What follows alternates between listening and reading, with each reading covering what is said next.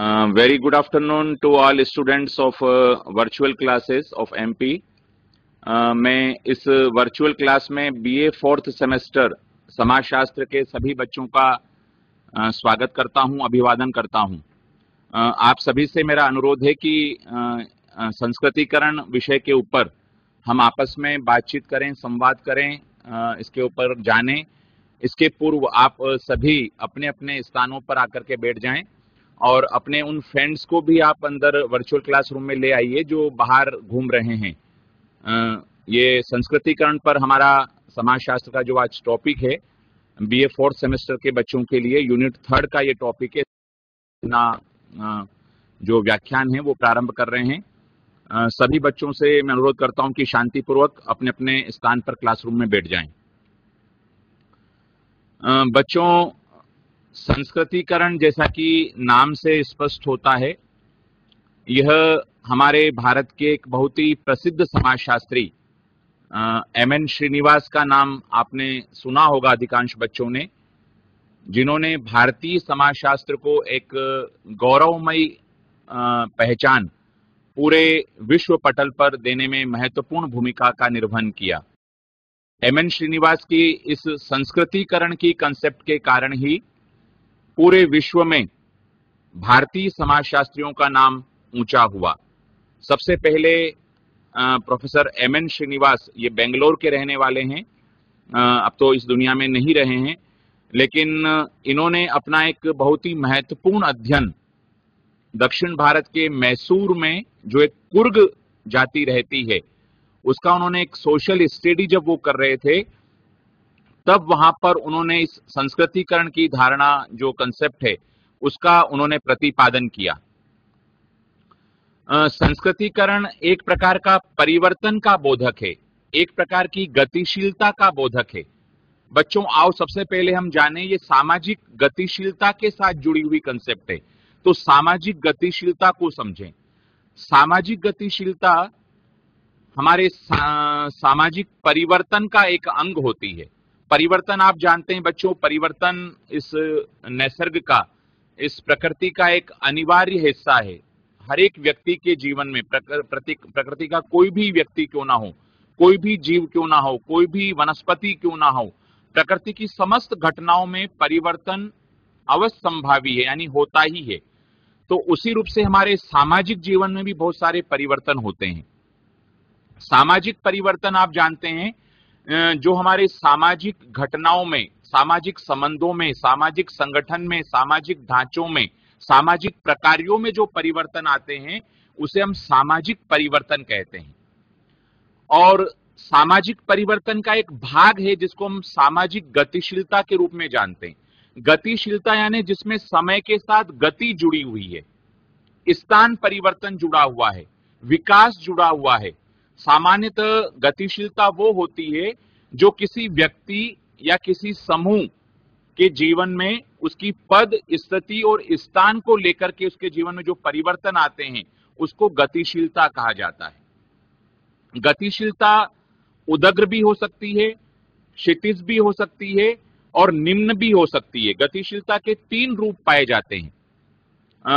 कोई व्यक्ति मान लीजिए आज किसी संस्थान में, किसी ऑफिस में चपरासी है, वो पढ़ लिख करके अपनी स्थिति ऊंची उठाने के लिए मान लीजिए 4-5 साल बाद वो उसी संस्थान में बाबू बन जाता है, क्लर्क बन जाता है, तो ये उदग्र सामाजिक गतिशीलता का परिचायक है। यानी सामाजिक गतिशीलता एक चपरासी का जो सामाजिक स्थिति थी, जो उसका उस संस्था में या उस ऑफिस में जो पद था, उससे वो ऊंचे पद पर गया है, तो ये उदग्र सामाजिक गतिशीलता, वर्टिकल मोबिलिटी है। इसी प्रकार मान लीजिए एक नगर में, किसी संस्थान में, या मान लीजिए आप किसी बैंक का कोई एक कैशियर है, कोई क्लर्क है, उसका रतलाम से ट्रांसफर उज्जैन हो जाता है, तो ये क्षितिज सामाजिक गतिशीलता का परिचायक है। यानी एक स्थान से वो दूसरे स्थान पर चला गया। पद में कोई बहुत बड़ा परिवर्तन नहीं हुआ, तनख्वाह में कोई बहुत बड़ा परिवर्तन नहीं हुआ, कोई आर्थिक स्थिति में या कुछ की सामाजिक स्थिति में कोई बड़ा परिवर्तन नहीं हुआ, केवल स्थान परिवर्तन हुआ, पद वही रहा, तो ये क्षितिज सामाजिक गतिशीलता है। और हो सकता है मान लीजिए कोई बहुत बड़ा उद्योगपति हो और उसके व्यापारिक संस्थान में या उसकी फैक्ट्री में या फर्म में घोटाला हो जाता है, वो दिवालिया हो जाता है और उस आर्थिक वर्ग से निकल के, धनाढ्य वर्ग से निकल करके नीचे निम्न वर्ग में आ जाता है, मजदूर वर्ग में आ जाता है, गरीब वर्ग में आ जाता है, तो ये निम्न सामाजिक गतिशीलता का परिचायक है, डाउनफॉल उसका हुआ है। तो इस प्रकार से सामाजिक गतिशीलता का सीधा सा आशय है एक व्यक्ति या एक समूह या एक संस्थान के जीवन में पद, उसकी परिस्थिति यानी स्थान स्थिति को लेकर के जो परिवर्तन होते हैं वो सामाजिक गतिशीलता कहलाती है। अब सामाजिक गतिशीलता के संदर्भ में ही प्रोफेसर एमएन श्रीनिवास जब मैसूर में कुर्ग जनजाति का अध्ययन कर रहे थे, कुर्ग जाति वहां की जो है, तो उन्होंने देखा हमारा जो भारतीय समाज है वो जाति के नाम से, हमारे यहाँ पर जाति व्यवस्था पाई जाती है स्त्रीकरण के नाम पर। सदियों से हमारा भारतीय समाज जाति व्यवस्था के द्वारा विभिन्न वर्गों में विभाजित रहा और इन सभी जातियों की स्थिति समाज में सदैव से एक समान नहीं रही। कोई जाति सबसे ऊंचे पायदान पर, उसके बाद किसी दूसरी जाति की स्थिति, फिर उसके बाद में अन्य जातियों की स्थिति और कुछ सबसे निम्न स्थान पर हुआ करती थी। और उनमें प्रतिबंध पाए जाते थे जाति व्यवस्था में कि जीवन भर अगर हर एक जाति का व्यक्ति अपनी जाति के जो निश्चित कार्य हैं या जो उसकी भूमिका है उसका ईमानदारी से अगर वो निर्वहन करेगा तब उसका अगले जन्म में उच्च जाति में जन्म हो सकता है। इस प्रकार के प्रतिबंध, इस प्रकार की मान्यताएं समाज में प्रचलित हुआ करती थी। तो एमएन श्रीनिवास ने ये देखा कि ऊपर ऊपर से जरूर ये प्रतिबंध सामाजिक व्यवस्था में, जाति व्यवस्था में प्रचलित थे और देखने को मिलते थे, लेकिन अगर आप अंदर से देखें, ध्यान से उनका अध्ययन करें, तो ये प्रतिबंध उतने उस रूप में सख्त नहीं हुआ करते थे। बहुत से जाति समूह अपनी सामाजिक स्थिति को ऊंचा उठाने के लिए जो अपने गांव की या अपने क्षेत्र की या अपने समाज की जो जाति, उच्च जातियां होती थी, उनकी जीवन शैली का वो अनुकरण करने का प्रयास करती थी, अनुकरण करने का प्रयास कर रही थी। तो वही अनुकरण करते हुए उन्होंने कुर्ग जाति के लोगों में देखा जो मैसूर में, और उनकी बहुत बड़ी बढ़िया पुस्तक इसके ऊपर आई है, religion and society among the Coorgs of south India. ये प्रोफेसर एमएन श्रीनिवास की पुस्तक है जिसमें सबसे पहले उन्होंने संस्कृतिकरण की अवधारणा को प्रतिपादित किया। उन्होंने लिखा कि जो कुर्ग जाति के लोग थे वो अपने सामाजिक स्थिति को ऊंचा उठाने के लिए, अपनी जाति समूह की स्थिति को ऊंचा उठाने के लिए ब्राह्मणों की जीवन शैली का अनुकरण कर रहे थे। ब्राह्मण जिस प्रकार की जीवन पद्धति को जीते थे, उनके जो सामाजिक मूल्य थे, उनके जो विश्वास थे, उनके जो आचार विचार थे, उनके जो वस्त्र परिधान थे, उनके जो मूल्य थे, उनके जो अनुष्ठान थे, उनके जो विश्वास थे, उनके जो क्रियाकलाप थे, उनके जो आचरण थे, उनकी जो लाइफ स्टाइल थी, उनकी जो भाषा थी, उनके जो खान पान के नियम थे, उनका सब अपने जीवन में अनुकरण करने का प्रयास कर रहे थे। जैसे मान लीजिए ब्राह्मण लोग जनेऊ धारण करते थे, तो इन कुर्ग लोगों ने भी जनेऊ धारण करना प्रारंभ किया। ब्राह्मण लोग मदिरा यानी शराब का सेवन नहीं करते थे, तो इन लोगों ने भी, जो निम्न जाति के लोग थे, इन्होंने मदिरा छोड़ना प्रारंभ किया, शराब सेवन करना बंद किया। ब्राह्मण लोग लंबी चोटी रखते थे, आगे से गंजे होते थे, तो उन्होंने भी लंबी चोटी रखना धारण किया। ब्राह्मण लोग प्रतिदिन स्नान करते थे, तो उन्होंने भी प्रतिदिन स्नान करना प्रारंभ किया। ब्राह्मण लोग मांस का भक्षण नहीं करते थे, तो इन्होंने भी मांस खाना छोड़ दिया। ये लोग भी शाकाहारी बनने लगे। ये लोग भी विभिन्न प्रकार के धार्मिक अनुष्ठान करने लगे, पूजा पाठ करने लगे, संस्कृत के श्लोकों का उच्चारण करने लगे, भगवान की पूजा पाठ करने लगे, प्रतिदिन स्नान करने लगे। तो ये जो उनके धार्मिक विश्वास थे, उनकी जो दैनिक जीवनदनी थी, उनकी जो लाइफ स्टाइल थी, दैनिक जीवन जीने के जो आचरण, विचार, नियम, मूल्य, प्रथाएं, परंपराएं, जीवन पद्धति थी, उनका अनुकरण कर रहे थे। तो सबसे पहले उन्होंने प्रोफेसर एमएन श्रीनिवास ने इस प्रक्रिया को ब्राह्मणीकरण के नाम से संबोधित किया, क्योंकि ब्राह्मणों का वो अनुकरण कर रहे थे। लेकिन बाद में उन्होंने इस ब्राह्मणीकरण को संशोधित करते हुए इस प्रक्रिया का नाम संस्कृतिकरण किया।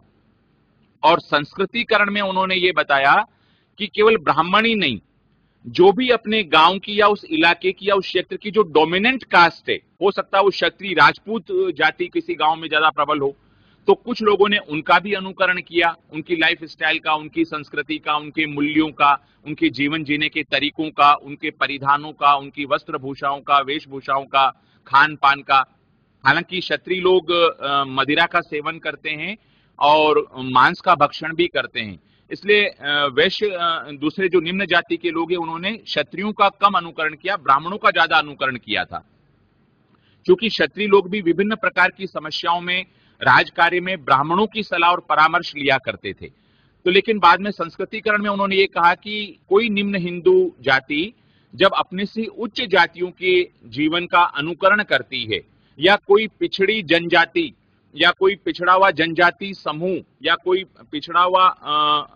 पिछड़ी हुई जातियां जब उच्च जातियां या सामान्यतः द्विज जातियां उनको कहा जाता है जिनका दोबारा जन्म माना जाता है। एक जन्म तो माता के गर्भ से होता है और दूसरा जन्म जब जो जातियां जनेऊ धारण करती है, यज्ञोपवीत संस्कार होता है, तब उनका दूसरा जन्म होता है। तो जो द्विज जातियां हैं वो ब्राह्मण, क्षत्रिय और वैश्य ही हुआ करती थी। तो अपने अपने इलाकों में जब इन जातियों का निम्न जातियां या जो अस्पृश्य जातियां हैं इनका अनुकरण करती थी और सामान्यतः 2-4 पीढ़ियों के बाद में उनके जैसा होने का दावा प्रस्तुत करती थी, तो इसको उन्होंने संस्कृतिकरण के नाम से संबोधित किया। तो बच्चों, आप और हम जानते हैं कि हमारा जो जनजातीय समाज है भारत में, आज पूरे भारतीय समाज में जो हमारी 1 अरब 25 करोड़ की जो आबादी है उसमें लगभग 10 करोड़ जनजातियों की आबादी है। विभिन्न जनजातीय समूह भारत में पाए जाते हैं। उसमें गोंड, भील, बेगा, मारिया, मुड़िया, सहारिया, कोरकू, संथाल, टोडा, नागा, खस, गारो, खासी, जयंतिया, ऐसी बहुत सारी जनजातियां हैं। बच्चों, आप जानते हैं कि जनजातियां कहां रहती है? ये घने जंगलों में, सभ्य समाजों से दूर, नगरों से दूर, गांवों से दूर, घने जंगलों में, कंदराओं में, पठारों में, दुर्गम स्थानों में, घने वनों में ये इनका निवास स्थान होता है। नदियों के किनारे, पहाड़ों पर, घने जंगलों में ये हमारे सभ्य समाज से दूर रहती है। लेकिन आजादी के बाद और आजादी के पहले से भी हम देखें तो जब हमारे यहाँ पर ब्रिटिश रूल्स जब आया, हमारे यहाँ पर जो अंग्रेज लोग यहाँ पर आए और हमारे यहाँ पर शासन व्यवस्था उन्होंने अपनी लागू की, तब इन्होंने बहुत से दुर्गम स्थानों में जाकर के अपनी ईसाई मिशनरियां स्वास्थ्य और शिक्षा के प्रसार के लिए आदिम इलाकों में यानी जनजातीय इलाकों में उन्होंने वहां सेटल्ड की, वहां पर स्थापित की और शिक्षा के नाम पर, स्वास्थ्य के नाम पर बहुत सारी नन्स वहां पर गई, हॉस्पिटल्स वहां खोले गए, एजुकेशन इंस्टीट्यूशंस वहां पर खोले गए, स्कूल कॉलेज वहां पर खोले गए। तो जनजातीय लोगों ने भी इनकी भाषा को सीखा, अंग्रेजी भाषा में शिक्षा प्राप्त करना प्रारंभ किया, ईसाइयों की जो धार्मिक व्यवस्था थी उनका अनुकरण करने का प्रयास किया। बहुत सी जनजातियां तो कन्वर्ट हो गई, पूरी तरह से ईसाई बन गई, अपने गले में क्रॉस धारण करने लगी। प्रति संडे को जिस प्रकार से ईसाई धर्म के लोग पूजा आराधना के लिए चर्च जाते हैं, तो वो भी जो जनजातीय लोग थे वो प्रति संडे उनके चर्चों में पूजा आराधना उपासना के लिए जाने लगे। तो बहुत से जनजातीय लोगों ने, विशेषकर जो हमारा पूर्वी उत्तरी भाग है जहां पर मेघालय में गारो और खासी जनजातियां रहती है, जयंतिया असम की जो जनजाति है वो वहां पर रहती है, कुकी जनजाति वहां पर रहती है, नागा जनजाति वहां पर रहती है। तो इन जनजातियों ने ईसाई मिशनरियों के संपर्क में आने के कारण उनके जो स्कूल्स थे, उनके जो हॉस्पिटल्स थे, वहां पर ये आने जाने के कारण उनके मूल्यों को आत्मसात करने लगे। तो इस प्रकार से उनके जीवन में आप देखिए गतिशीलता आई। जो जनजाति लोग केवल अपनी वनोपज के द्वारा ही जीवन यापन करते थे, उनमें शिक्षा का अभाव था, उनमें उनका प्राकृतिक या नैसर्गिक धार्मिक जीवन पद्धति थी। वो पेड़ों और प्राकृतिक चीजों की पूजा अर्चन करते थे, पशुओं की पूजन अर्चन करते थे, वे उससे अपनी उत्पत्ति का प्रतीक मानते थे। आज भी देखिए अनेक जनजातियां अपनी उत्पत्ति जो है वो किसी पशु या पौधे से मानती है और उसको टोटम के नाम से संबोधित करती है। तो टोटम को उनके जीवन में बड़े आदर का प्रतीक होता है। जनजातियों में जो उनका धार्मिक जो व्यवस्था है वो उनकी दैनिक समस्याओं से जुड़ी हुई होती है। बहुत उस प्रकार के इस प्रकार के हॉस्पिटल नहीं हुआ करते थे जनजातीय इलाकों में। तो जो धार्मिक व्यक्ति होता था उनके इलाके में, उसको उस प्रकार की जो शारीरिक समस्याएं, जो शारीरिक रोग होते थे जनजातीय इलाकों में, वो उस प्रकार की औषधि को जानता था और उसी से वो इलाज कर दिया करता था। लेकिन जब वहां पर हॉस्पिटल खोले गए तो ये अपनी उस विधा को भूलने लगे जो धर्म के साथ जुड़ी हुई थी, जिससे वो परंपरागत ट्रीटमेंट कर लिया करते थे। तो संस्कृतिकरण ने विभिन्न प्रकार के ईसाई मिशनरियों के संपर्क में आने कारण इनके जीवन में बहुत सारा परिवर्तन उत्पन्न किया। फिर अंग्रेजों ने औद्योगिक विकास को बढ़ावा दिया। भारत में विभिन्न प्रकार की फैक्ट्रियां यहां पर खोली, यहाँ पर यातायात के एवं संचार के साधनों का विकास किया। उसमें आप देखिए भारत में जो रेलवे व्यवस्था है, रेलवे अंग्रेजों की देन है, पोस्ट ऑफिस अंग्रेजों की देन है, जो कोर्ट है, कचहरी है, वो अंग्रेजों की देन है। हमारे यहाँ पर इस प्रकार के कोर्ट, पुलिस थाने, कॉलेज, स्कूल्स, रेलवे, बस, यातायात एवं संचार के साधन, पहले टेलीग्राफी अंग्रेजों ने हमको दी, पोस्ट ऑफिस के माध्यम से, टेलीग्राम से हम संदेश का आदान प्रदान करते थे। तो ये सारा जो विकास, ये जो कुछ उन्होंने उद्योगों की स्थापना की, तो इस उद्योगीकरण के कारण नगरीकरण हुआ और जो जनजातीय लोग घने जंगलों में रहते थे, वो इन जो उनके आसपास के इलाकों में जब बड़े बड़े उद्योग स्थापित हुए तो वे वहां पर जीविका अर्जन के लिए वहां पर आने लगे और बहुत सारे नगरीय मूल्यों को उन्होंने धारण किया, बहुत सारी नगरीय जीवन शैली को उन्होंने आत्मसात करना धारण किया।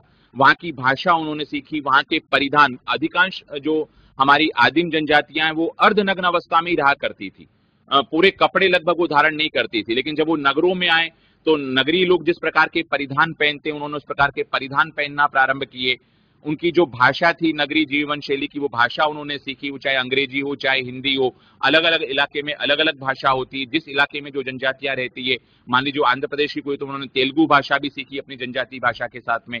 तो नई भाषा से इनका संपर्क हुआ, नए परिधानों से इनका संपर्क हुआ, नई एजुकेशनल सिस्टम से इनका परिचय हुआ, नए प्रकार के मूल्यों का इनके जीवन में प्रसार हुआ। तो इसी प्रक्रिया को संस्कृतिकरण कहा गया, जिससे इन्होंने नवीन सामाजिक मूल्यों को अपने में ग्रहण किया। आप जानते हैं, बहुत से बच्चों ने पढ़ा होगा, सामाजिकरण की जो हमारी प्रक्रिया है उससे लगभग मिलती जुलती है।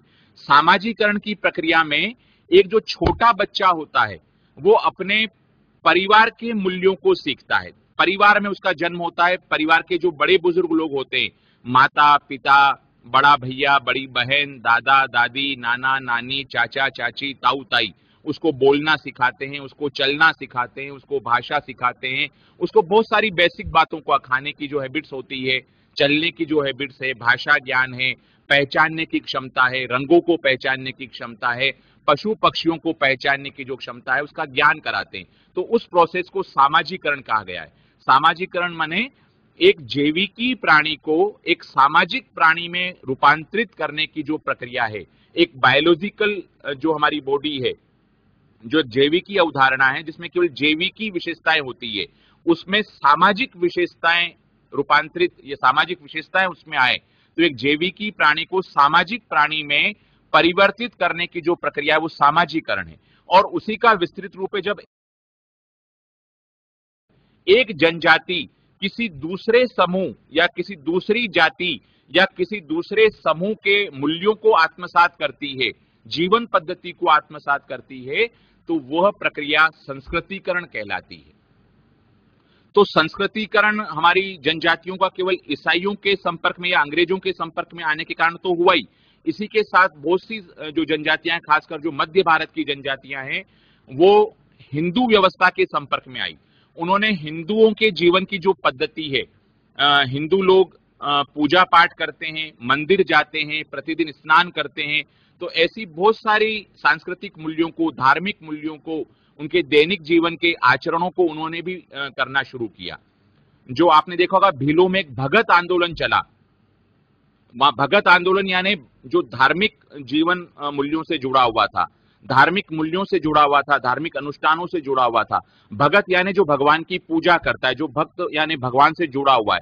तो ऐसे उन्होंने, जो भील लोग शराब पीते थे, तो जो भगत आंदोलन चला, उन्होंने, उस व्यक्ति ने, जो नेता था वहां पर, एक भील अध्यापक नेता था, सबसे पहले उसने इसकी शुरुआत की और उसने ये कहा कि हमें मांस नहीं खाना चाहिए, हमें शराब नहीं पीना चाहिए।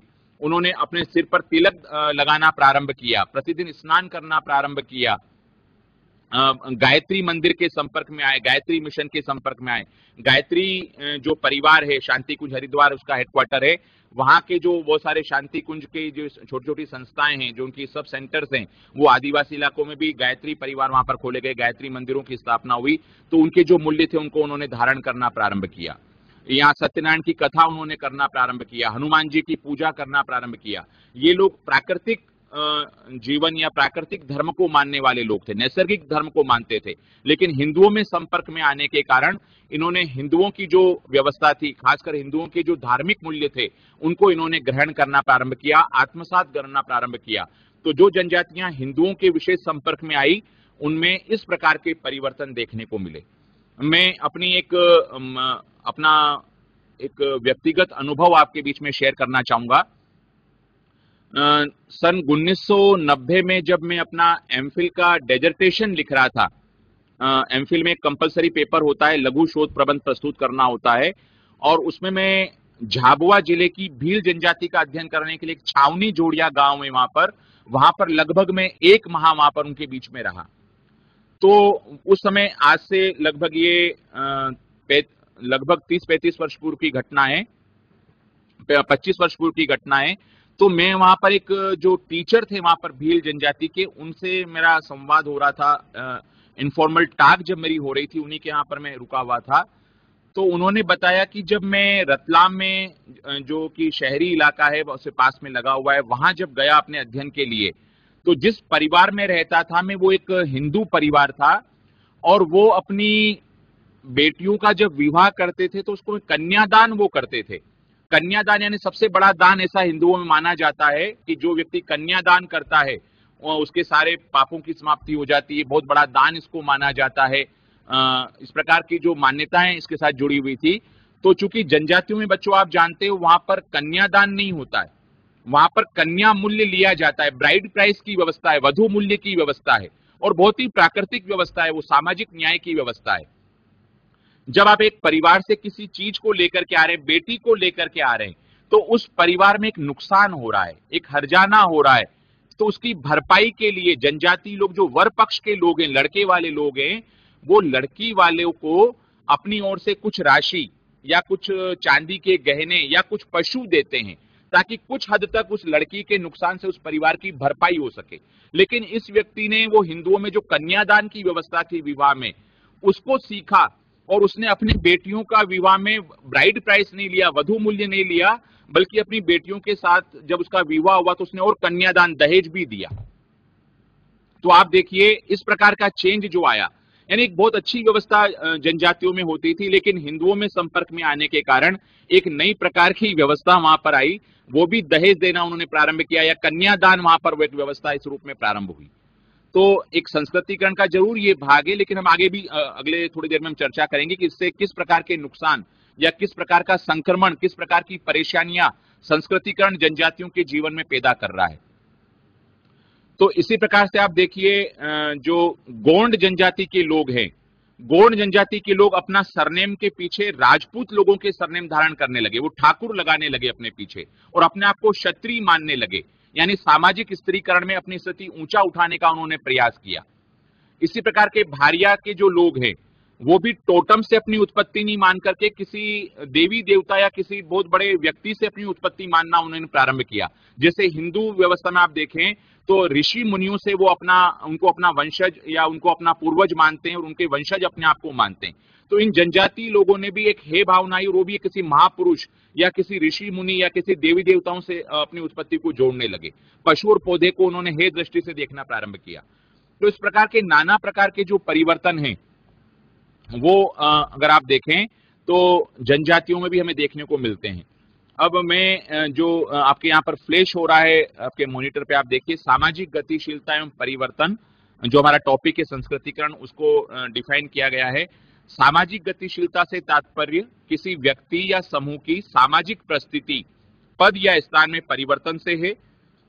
आदिम, परंपरात्मक, ग्रामीण एवं सरल समाजों में सामाजिक गतिशीलता बहुत कम पाई जाती है। इसका कारण है क्योंकि बहुत ही दुर्गम स्थानों में रहते हैं, ये ट्रेडिशनल सोसाइटी है, इनमें परिवर्तन इतनी जल्दी नहीं आते, क्योंकि यहाँ पर इनका जो सामाजिक व्यवस्था है वो प्रथा, परंपरा एवं धर्म से संचालित होती है, और इनमें इतना जल्दी परिवर्तन नहीं आता है जितना नगरीय जीवन में, जितने जटिल समाज है, जितने औद्योगिक समाज है, जितने विकसित समाज है, इनमें परिवर्तन बहुत जल्दी आता है। आज कोई सेल फोन का या स्मार्टफोन का नया संस्करण आता है, आप और हम सब जल्दी उसको अडॉप्ट कर लेंगे, लेकिन एक जनजाति व्यक्ति अपने स्थान को, अपने गांव को, अपने क्षेत्र को, अपनी परंपराओं को, अपने विचारों को जल्दी नहीं छोड़ पाता है। तो जो सरल समाज है वो अपनी प्रथाओं से, परंपराओं से, अपनी रूढ़ियों से, अपने यहाँ के जो मूल्य उनसे वो संचालित होते हैं, तो उनमें परिवर्तन थोड़ा देरी से आता है, इसलिए उनमें सामाजिक गतिशीलता थोड़ी कम पाई जाती है। लेकिन मैंने बताया अंग्रेजों के आने के बाद में और भारत के स्वतंत्रता के पश्चात बहुत सारे इस प्रकार के विधान बनाए गए ताकि जनजातियों में स्कूल्स खोली गए, कॉलेज खोले गए, बहुत सारे डेवलपमेंट वहां पर हुए, बहुत सारी फैक्ट्रीज वहां पर खोली गई, तो उसे नगरीकरण वहां पर बढ़ा, औद्योगिकरण बढ़ा, आधुनिकीकरण बढ़ा। तो इसके कारण उनके जीवन में भी सामाजिक गतिशीलता का विकास हुआ और उनमें भी परिवर्तन का हम पुट देख सकते हैं। भारतीय जनजातियों में संस्कृतिकरण से उत्पन्न जो समस्याएं हैं उनकी चर्चा हम यहां पर करेंगे। आर्थिक समस्याएं, जनजातियों में संस्कृतिकरण से आर्थिक समस्याएं जो उत्पन्न हुई है, आप देखिए पहले ये झूम खेती या स्थानांतरित खेती करते थे, लेकिन अब ये झूम खेती और स्थानांतरित खेती को उन्होंने बंद कर दिया है। झूम खेती और स्थानांतरित खेती में ये होता है कि एक व्यक्ति या एक जनजाति के लोग एक स्थान पर 12 वर्षों के बाद आके खेती करते हैं। वो हर साल स्थान बदलते रहते हैं, वहां के जंगल को जलाते हैं आग लगा करके, फिर वहां पर खेती करते हैं, फिर अगले साल अगले स्थान पे चले जाते हैं, वहां के जंगल को काटते हैं, जलाते हैं, फिर वहां खेती करते हैं, घूम फिर के 12 साल बाद आते हैं। तो ये जो झूम खेती है, झूम खेती वहां पर बंद हो गई है। उनके जंगलों पर शासन का अधिकार हो गया है, बहुत सारी नई कानून वहां पर बना दिए गए हैं, वो अपने जंगल से बेगाने हो गए, उनका अधिकार नहीं रहा है, वो वनोपज को अब एकत्रित नहीं कर सकते, बेच नहीं सकते, शहद को एकत्रित नहीं कर सकते, वन से जो भी उनको फल फूल मिलते हैं उनका कलेक्शन नहीं कर सकते, लकड़ी नहीं काट सकते, यानी अपने ही क्षेत्र में वो अनाधिकार हो गए, मतलब उनका अधिकार नहीं रहा है, उनसे अधिकार छीन लिए गए हैं। तो नाना प्रकार की आर्थिक समस्याएं उनके जीवन में पैदा हो रही, लगभग बेरोजगारी की स्थिति में वो जीवन जीने की में आ गए।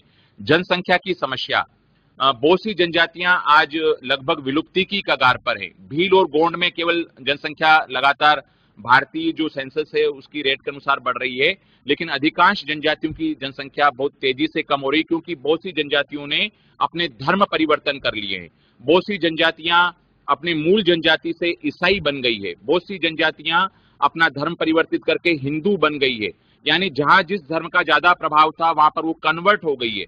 तो वो मौलिक जो जनजातियां थी वो लगभग समाप्त होती जा रही है। सांस्कृतिक विघटन की समस्या हो रही है। संस्कृतिकरण से जो उनके सामाजिक मूल्य थे, उनकी भाषा थी, उसमें वहां पर एक प्रकार की विघटन की समस्या हो गई। जो लोग अपने गांवों को छोड़कर, अपने जनजाति इलाकों को छोड़कर नगरों में आए, उद्योगों जहां स्थापना थी वहां गए, भाषा को सीखा, वहां की शिक्षा को आत्मसात किया, और जब वे अपने गांव में जाते तो वहां उनके लिए वो बेगाने हो गए, यानी पूरी तरह से वो जनजाति भी नहीं रह पाए, और जिस धर्म का उन्होंने आत्मसात किया या जिसकी सदस्यता उन्हें ग्रहण की, उन लोगों ने भी उनको अपने बराबर की स्थिति प्रदान नहीं की, उनको हे दृष्टि से देखा, दोयम दर्जा उन्होंने दिया। तो एक प्रकार की सांस्कृतिक विघटन की समस्या है। ये लोग अपनी लोक कला को भूलते जा रहे हैं। उनकी जो फोक डांसेस होते थे, फोक सॉन्ग्स होते थे, उनकी जो ललित कलाएं होती थी, उनकी जो दस्तकारी होती थी, नागा जनजाति वस्त्रों पे बहुत अच्छी दस्तकारी करती है, बहुत सारी जनजातियां लकड़ी पे बहुत अच्छे नक्काशी का काम करती है। तो ये सारी वो अपनी चीजों को भूलते हुए जा रहे हैं। जनजातियों में देखिए एक बहुत अच्छा युवा संगठन होता है जिसको घोटुल कहा जाता है। तो यूथ ऑर्गेनाइजेशन वहां पर समाप्त होते जा रहे हैं, जहां पर जनजातियों के जीवन से संबंधित शिक्षाएं, मूल्यों की शिक्षाएं यंगस्टर्स को दी जाती थी। ये गांव के बाहर होता था, और जो एजेड व्यक्ति होता था वो अपने जनजाति के यंगस्टर्स यानी युवान और युवतियों को रात्रि विश्राम वो वहीं करते थे, और उनको अपने जनजाति जीवन के जो मूल्य थे, अनुशासन था, जो सामाजिक व्यवस्था थी, जो अपराध और कानून की व्यवस्था थी, जो सहभागिता की व्यवस्था थी, जो अनुशासन की व्यवस्था थी, परिवार में सामंजस्य की व्यवस्था थी, उसकी शिक्षा वहां पर दी जाती थी। और आज देखिए वो घोटुल या यूथ ऑर्गेनाइजेशन समाप्त होने से जनजातियों में पीढ़ियों में पिता और पुत्र में टेंशन की स्थिति है, वो अनुशासन वहां पर नहीं रह गया है। वही जो समस्याएं नगरीय इलाकों में हैं, वही समस्याएं दो जनरेशन के बीच में जनजातियों में भी आ रही है। भाषा की समस्या की मैंने चर्चा की, भाषा की समस्या वहां उत्पन्न हो गई है। वो अपनी भाषा भूल गए, दूसरी भाषा उन्होंने सीख ली है। जब वो अपने कभी कभी कुछ फंक्शंस में अपने जनजाति इलाकों में जाते हैं तो वे अपनी भाषा को नहीं समझ पाने के कारण संवाद असंवाद की स्थिति हो गई है। वहां के जो मूल निवासी वो तो अपनी भाषा को बोलते, और ये जो अपनी भाषा को भूल गए इनके बच्चे अंग्रेजी एजुकेशन प्राप्त करने के कारण अब वहां पर वो संवाद असंवाद की स्थिति उत्पन्न हो रही है। सामाजिक समस्याएं पैदा हो गई है, वहां पर दहेज की समस्याएं जनजातियों में आ रही है, बाल विवाह प्रारंभ हो गए हैं। पहले इनमें बहुपत्नी या बहु विवाह हुआ करते थे, उसके एक विवाह वहां पर आ गया है। तो इस प्रकार की नाना प्रकार की डोरी सिस्टम वहां पर आ गया है। स्त्रियों की स्थिति भी जो इस प्रकार से नगरीय इलाकों में पुरुषों के अधीन पाई जाती है, वैसी वहां पर व्यवस्था हो गई। पहले जनजातियों में पुरुष और स्त्री लगभग समान स्थिति पे पाए जाते थे। तो संस्कृतिकरण से कुछ प्रकार की नाना प्रकार की समस्याएं भी जनजातीय जीवन में आई है। राजनीतिक समस्या, पहले हर एक जनजातियों का एक तड़वी, पटेल या मुखिया हुआ करता था। वो सारी अपनी जनजातीय जीवन या जनजातीय गांव की अपनी समस्याओं को दूर करने के उसके अधिकार थे। लेकिन आधुनिक राजनीतिक व्यवस्था ने इसमें पंच और सरपंच, पंचायती राज व्यवस्था के माध्यम से अब सारे अधिकार उनके पास चले गए हैं। तो यहाँ पर भी गुटबंदी बढ़ी है। राजनीतिक दलों के जो दुर्गुण हुआ करते थे वो सारे रोगाणु वहां पर भी इन लोगों में भी फैल गए हैं। वहां पर इस प्रकार की अन्याय की व्यवस्था वहां पर भी लागू हो गई है। पहले देखिए जनजातियों के जीवन में बहुत न्यायपूर्ण व्यवस्था हुआ करती थी। एक छोटा सा उदाहरण मैं आपके सामने रखूं, बिल्कुल ये सच्ची घटना है। जब मैं वहां जनजातीय जीवन में अध्ययन कर रहा था, बच्चों आप जानते हैं जनजातियों इलाकों में बहुत ही दुर्गम स्थानों पर रहती, वहां पर कोर्ट और कचहरी की कोई व्यवस्था नहीं, कोई पुलिस स्टेशन की व्यवस्था नहीं है। तो वहां पर जब भी किसी दो व्यक्तियों में संपत्ति को लेकर के, पशु यानी बकरी, मुर्गा, मुर्गी या पाड़ा पाड़ी को लेकर के, इनके सामान्य पशु यही होते हैं, इनको लेकर के, संपत्ति को लेकर के, कृषि के लेकर के, वनोपज को लेकर के, स्त्री को लेकर के जब झगड़ा होता है, तो ये आधुनिक हमारे कोर्ट या कचहरी में नहीं आते हैं। मान लीजिए जंगल में वो जा रहे होते हैं, पगडंडी से वो गुजर रहे होते हैं, और किसी दो व्यक्ति में आपस में कोई मनमुटाव या झगड़ा या समस्या पैदा हो गई, तो उस जंगली इलाके में, जंगल के रास्ते में जो सबसे पहले 5 व्यक्ति मिलेंगे उनको वो एकत्रित करेंगे, उनको एक स्थान पे बिठाएंगे, दोनों पक्ष अपनी अपनी बात रखेंगे, और ये 5 व्यक्ति जो फैसला कर देंगे वो दोनों व्यक्ति बगैर किसी बहस के स्वीकार कर लेते। यानी कितनी अच्छी व्यवस्था आप देखिए। लेकिन ये संस्कृतिकरण से आज हमारे जनजातीय लोग भी आधुनिक कोर्ट कचहरियों के चक्कर लगा रहे हैं, वहां पर उनको ठगा जा रहा है, कई वर्षों तक उनको न्याय नहीं मिल पाता है। तो ये सब संस्कृतिकरण की आधुनिक समस्याएं भी उनके जीवन में उत्पन्न हुई है। जनजातीय कला का ह्रास हो गया है, मैंने भी आपको बताया, ललित कलाएं समाप्त होती जा रही है। जनजातीय धर्म का ह्रास वहां पर हो गया है। जो मौलिक उनका धर्म था, प्राकृतिक धर्म था, वो धर्म वहां पर समाप्त हो गया है। और नाना प्रकार के जो हिंदू धर्म या ईसाई धर्म में संपर्क में आने के कारण जो बुराइयां हिंदू या ईसाई धर्म में हुआ करती थी, वे बुराइयां भी इन धार्मिक संस्कृतिकरण के कारण उनके जीवन में भी आती जा रही है। खान पान एवं स्वास्थ्य की समस्या, ये भी एक बहुत बड़ी समस्या है।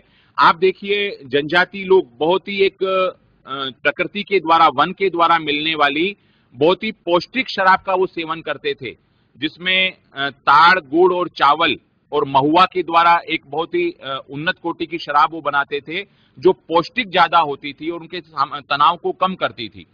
लेकिन अब वो महुआ की शराब वो अब नहीं पीते हैं, और नगरीकरण और औद्योगिकरण, नगरों और उद्योगों के पास आकर रहने की वजह से अब वो भी अंग्रेजी शराब या महंगी शराब या देशी शराब पीने लग गए हैं, जो उनके स्वास्थ्य को चौपट कर रही है, उनमें नाना प्रकार की बीमारियों को संचारित कर रही है। खान पान की समस्या आप देखिए, उनका जो प्राकृतिक खान पान हुआ करता था उससे वो अब दूर हो गए हैं, और आधुनिक खान पान को वो भी स्वीकार करने लगे हैं। उसके कारण भी नाना प्रकार की समस्या उनके जीवन में आ रही है। परिधान की समस्या की मैं चर्चा करूं, जनजाति लोग बहुत कम कपड़े पहना करते थे, लेकिन आधुनिक सभ्य समाजों के संपर्क में आने के कारण अब ये भी coat, pant, tie, T shirt वगैरह पे आधुनिक परिधान ये पहन रहे हैं। लेकिन गरीबी की वजह से ये ज्यादा कपड़े खरीद नहीं पाते हैं। यही कपड़े कई सप्ताह तक पहने रहने के कारण इनमें कई प्रकार की गंदगी और उसके कारण, अस्वच्छता के कारण नाना प्रकार के त्वचा रोग इनमें उत्पन्न हो रहे हैं। टाइटस एक जो रोग होता है, वो अधिकांश गंदगी की वजह से जुएं जब कपड़ों में पड़ जाती है, बालों में जुएं पड़ जाती है, तो इस प्रकार का एक बुखार हो जाता है, वो इनमें बना रहता है। तो गरीबी की वजह से नाना प्रकार के कपड़े या तो खरीद भी नहीं पाते हैं, उनको धो नहीं पाते हैं। तो इस प्रकार के कारण नाना प्रकार की समस्या इनके जीवन में उत्पन्न हो रही है। लेकिन फिर भी इन समस्याओं के बाद भी निश्चित रूप से यह कहा जा सकता है कि जनजातीय जीवन में शिक्षा का प्रसार हुआ है। नाना प्रकार की अच्छी आदतों का भी समावेश हुआ है, नाना प्रकार के अच्छे मूल्यों का भी इनके बीच में समावेश हुआ है। लेकिन हमें कोशिश ये करना है कि संस्कृतिकरण के बाद भी ये अपनी मूल अस्मिता को बचाए रखे। अगर जनजातियां अपनी मूल जो लोक कला है, इनकी ललित कला है, जो फोक डांस है, फोक सॉन्ग्स हैं, जो इनकी आधुनिक जो इनको वनस्पति के ज्ञान के द्वारा जो हमारी आधुनिक बीमारियां हैं उसका इलाज करने का जो इनको ज्ञान हुआ करता था, अगर उन सबको हम बचाए रख करके इनका संस्कृतिकरण होता है तो निश्चित रूप से ये हमारे और इन सभी के लिए उपयोगी होगा। आगे की जो फ्लैश हो रहा है उसमें आपको बताऊं कि मैं एक समय था जब भारतीय जनजातियों की संस्कृतियां स्वतंत्र एवं आत्मनिर्भर थी। उनकी अपनी धार्मिक, सामाजिक, आर्थिक एवं संस्थाएं थी जो सुचारू रूप से कार्य कर रही थी। तभी जनजातीय समाज में व्यवस्था एवं संगठन बना हुआ था। किंतु अंग्रेजी राज की स्थापना के बाद से ही जनजातियों की संस्कृतियों का पृथक अस्तित्व समाप्त होने लगा। इसके प्रमुख कारण निम्न थे: यातायात एवं संचार के नवीन साधनों का विकास, नगरीकरण, औद्योगिकरण, ईसाई धर्म से संबंधित मिशनरियां, हिंदू धर्म से संबंधित संस्थाएं, आर्य समाज, गायत्री परिवार, इनके संपर्क में आने के कारण संस्कृतिकरण का तीव्र प्रसार हुआ। इनके कारण उनकी आधुनिकता से संपर्क हुआ, मूल संस्कृति में अनेक परिवर्तन हुए, कई नवीन सांस्कृतिक तत्वों को इन्होंने ग्रहण किया। संस्कृतिकरण की व्याख्या करते हुए डॉक्टर एम एन श्रीनिवास ने अपनी पुस्तक चेंज इन मॉडर्न इंडिया, यानी आधुनिक भारत में जो सामाजिक परिवर्तन हुए, उसमें लिखा है कि संस्कृतिकरण वह क्रिया है जिसके द्वारा निम्न जाति या समूह के लोग अपनी जाति या सामाजिक स्थिति को परिशुद्ध, परिमार्जित व उन्नत करने के उद्देश्य से उच्च जाति के आदर्शों, मूल्यों, विचारों, कृतियों तथा संस्कारों को ग्रहण कर लेते हैं। एक हिंदू की जीवन स्थिति को परिशुद्ध व परिमार्जित करने के लिए आवश्यक कृत्यों या संस्कारों की योजना को संस्कृति मान लिया जा सकता है। जनजातियों में संस्कृतिकरण आप देखिए, गोंड में स्वयं को गोंड ठाकुर कहना अर्थात क्षत्रिय राजपूत बताना, भारिया में गोंड के समकक्ष रखना, गोंडों के देवों की पूजा करना, गायत्री परिवार के सदस्य बन ब्राह्मणों के रीति रिवाजों का पालन करना। भील में आप देखिए, हिंदुओं की बराबरी हेतु गायत्री परिवार की सदस्यता लेना, वधु मूल्य के स्थान पर कन्या मूल्य प्रारंभ करना, कन्यादान प्रारंभ करना। गारो एवं खासी एवं कुकी जनजातियों में ईसाई मिशनरों के संपर्क के कारण ईसाई धर्म की जीवन शैली, भाषा एवं उनका प्रभाव हमको देखने को मिलता है। संस्कृतिकरण की विशेषताएं: सामाजिक गतिशीलता की प्रक्रिया है, जातियों से संबंधित है, हिंदू जातियों के बाहर भी है ये, इसमें कई आदर्श होते हैं, इसका संबंध पूरे समूह से होता है, ये दोहरी प्रक्रिया है। कुछ जनजातियां के जो मूल्य है उसको इन दूसरे धर्म के लोगों ने या दूसरे समूह के लोगों ने भी ग्रहण किया, तो इस प्रकार से टू वे प्रोसेस है। अपेक्षित सामाजिकरण, मैंने भी आपको बताया सामाजिकरण के बारे में, एक सार्वभौमिक प्रक्रिया है। ये हर काल में, हर युग में, हर समाज में होती है, पीढ़ियों का प्रयास है, हर पीढ़ियों में ये संस्कृतिकरण की प्रक्रिया में देखने को मिलती है। उच्च महत्वाकांक्षा की सूचक है, कई अवधारणाओं से जुड़ी हुई, जैसे नगरीकरण, संस्कृतिकरण, हिंदूकरण, ब्राह्मणीकरण, औद्योगिकरण, भूमंडलीकरण, वैश्वीकरण, कई धारणाओं का ये एक समूह है। संस्कृतिकरण की विभिन्न दशाएं, संचार एवं यातायात के साधन इसको प्रेरित करते हैं, राजनीतिक व्यवस्था इसको प्रेरित करती है, नए संविधान एवं कानून, शिक्षा, समाज सुधार आंदोलन जो हुए हैं, जिसमें आपने देखा जनजातियों में बहुत सारे सामाजिक सुधार आंदोलन हुए, धार्मिक आंदोलन हुए, जैसे आर्य समाज का भी हमारे यहाँ पर आंदोलन हुआ, ब्रह्म समाज जो है राजा राम मोहन राय, स्वामी दयानंद सरस्वती, केशव चंद्र सेन, इस प्रकार के ईश्वर चंद्र विद्यासागर, इसके कारण भी संस्कृतिकरण के ये प्रेरक स्रोत हैं। नगरीकरण के कारण संस्कृतिकरण तीव्र गति से बढ़ता है। आर्थिक सुधार जो आए हैं हमारे यहाँ पर, नगर, मंदिर और तीर्थ स्थान, जो शहर हमारे धार्मिक स्थान जैसे उज्जैन है, इलाहाबाद है, हरिद्वार है, तिरुपति बालाजी है, मदुराई है, नासिक है, ऐसे स्थानों पर संस्कृतिकरण तीव्र गति से बढ़ता है, क्योंकि ऐसे स्थानों पर पुजारी, पंडित, पुरोहित, जैसे अजमेर में आप देखिए दरगाह है, तो वहां पर मुल्ला, मौलवी, इन लोगों से ज्यादा प्रभावित होते हैं और उनकी सांस्कृतिक, धार्मिक और जीवन मूल्यों को आत्मसात करने का प्रयास करते हैं। तो बच्चों, लगभग अब ये संस्कृतिकरण लगभग यहीं पर समाप्त होता है। मैं अब आपसे थोड़ा से आपकी जो शंकाएं हैं या आप जो मुझसे कुछ प्रश्न पूछना चाहते हैं, अगर कोई चीज आपको समझ में नहीं आई तो मैं आपके प्रश्नों का स्वागत करता हूं। शहडोल कॉलेज के अगर बच्चे मुझसे सुन पा रहे हैं तो उनका प्रश्न आमंत्रित हैं।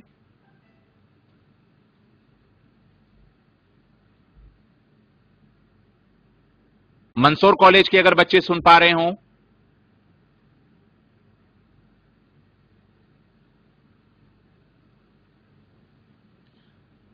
नीमच कॉलेज की भी कुछ बच्चियां मुझे बैठी हुई दिखाई दे रही है। चूंकि मैं गवर्नमेंट पीजी कॉलेज नीमच से ही संबंधित हूं, इसलिए नीमच के बच्चे अगर कुछ प्रश्न पूछना चाहें तो स्वागत है।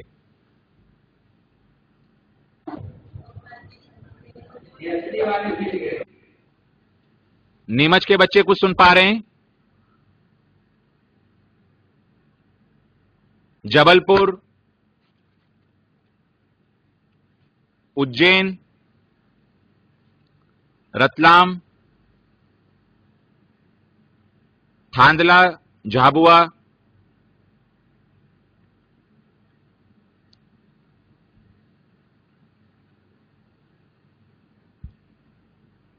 हेलो हेलो, हाँ पूछिए बेटा। Sir, government PG college Khargone से चेतन पाटीदार बोल रहा हूँ। स्वागत है बेटा। चेतन जी बताइए क्या प्रश्न है आपका? सर, डिसेंट्रलाइजेशन क्या होता है? डिसंस्कृताइजेशन उसमें यह होता है कि जब एक उच्च जाति समूह निम्न जाति समूह के मूल्यों को आत्मसात करना प्रारंभ करता है, ग्रहण करना प्रारंभ करता है, तो उसको डिसेंट्रलाइजेशन कहते हैं।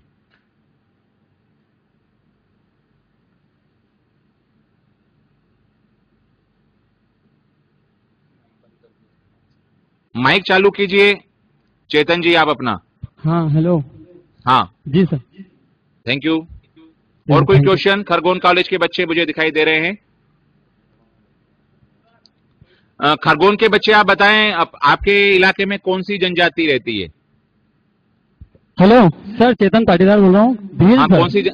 भील। भीलों में कुछ परिवर्तन देखते हो आप संस्कृतिकरण के संदर्भ में?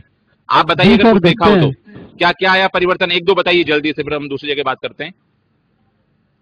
संस्कृतिकरण में जो आपको बताया वो आपके इलाके के भीलों में क्या परिवर्तन देख रहे हैं? सर, भिलाला जनजाति रहती है, लेकिन सर इसमें परिवर्तन तो बहुत से हैं, लेकिन जो प्राचीन समय से जो चलती आ रही है प्रथाएं हैं। जी जी सर, उसमें तो ठीक है। अभी तो धीरे धीरे बहुत समाप्त हो गई है। अच्छा अच्छा, वेरी गुड। लेकिन जो अभी आपके तो इलाके में जो भील जनजाति की जो अच्छी विशेषताएं हैं, जो उनके अच्छे जीवन मूल्य हैं, उनको हमें बचाना है। जी सर। ठीक है। उनके मूल्य, जो अच्छे अच्छे मूल्य हैं, जो उनको औषधि का ज्ञान है, वनस्पति का ज्ञान है, जो सरल जीवन जीते हैं, वो सीधे साधे लोग हैं, भोले भाले लोग हैं, तो उनके ये मूल्य अगर बचे रहे, उनकी जो मूल भाषा है भीली भाषा, अगर उनको हम बचा के रख सके, तब जाकर के संस्कृतिकरण बहुत अच्छा उपयोगी हो सकेगा। जी sir, thank you sir. Very good. ये कौन सा कॉलेज है इधर ऊपर से थर्ड? इसका बच्चे अच्छे बैठे हो। रायसेन कॉलेज के बच्चे सुन पा रहे हैं? रायसेन कॉलेज के बच्चों को अगर कोई प्रश्न हो।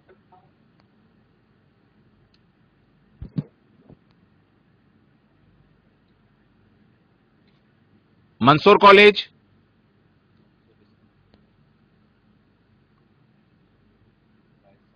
रायसेन वाले बच्चे अगर पूछना चाहिए। यस, रायसेन से संपर्क हो रहा है।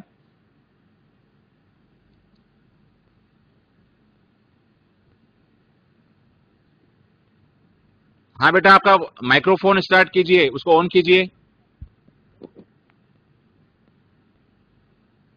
पूछिए आपका प्रश्न, स्वागत है।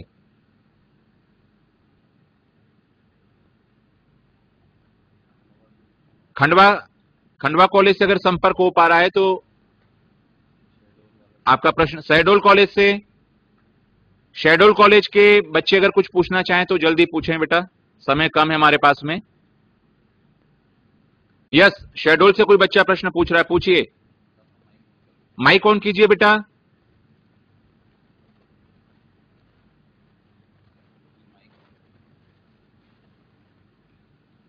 Please switch on off your microphone.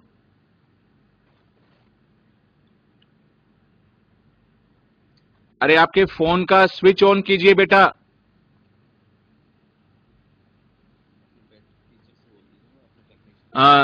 Shahdol college के मेरे सम्मानीय प्रोफेसर साहब से निवेदन करता हूं कि उनका माइक्रोफोन ऑन कर दीजिए सर। वे प्रश्न पूछने में अपने आप को असमर्थ महसूस कर रहे हैं, कोई माइक्रोफोन की गड़बड़ी है।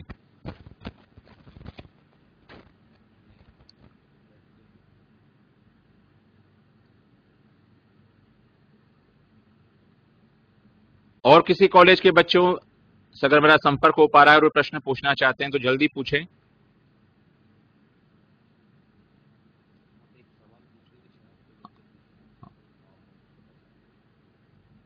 चलिए, आप सब लोग मुझे सुन पा रहे होंगे। मैं एक छोटा सा प्रश्न आपसे पूछता हूं। ये बताइए, भील जनजाति मध्य प्रदेश में कहां कहां रहती है?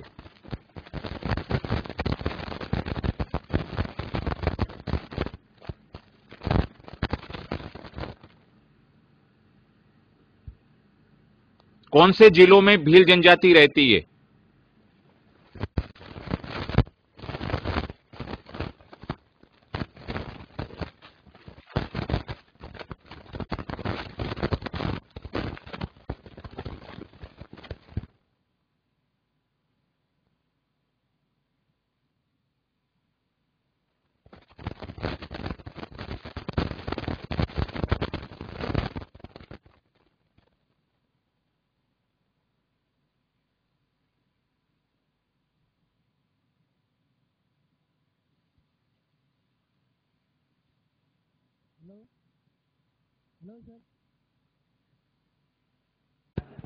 हेलो।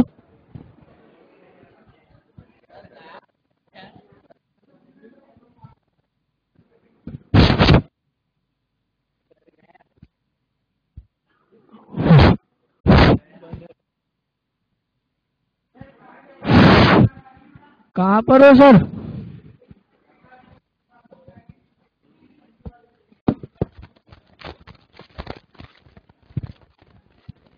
Hello hello.